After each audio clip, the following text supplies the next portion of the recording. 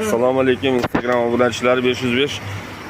Hozir ko'rsatmoqchi bo'lgan mashinamiz Captiva 2009-yilda ishlab chiqarilgan. Kraska holatlari nozimdek qaransa bilinadi. Mana shunday petno, qanotda kichkinagina petno yana ko'rsatib olaverasizlar. Xo'p, yurgani 277 ming. Orqa o'rindiqlari bor. Mashina ideal holatda. Balonlari yangi, to'rovi ham.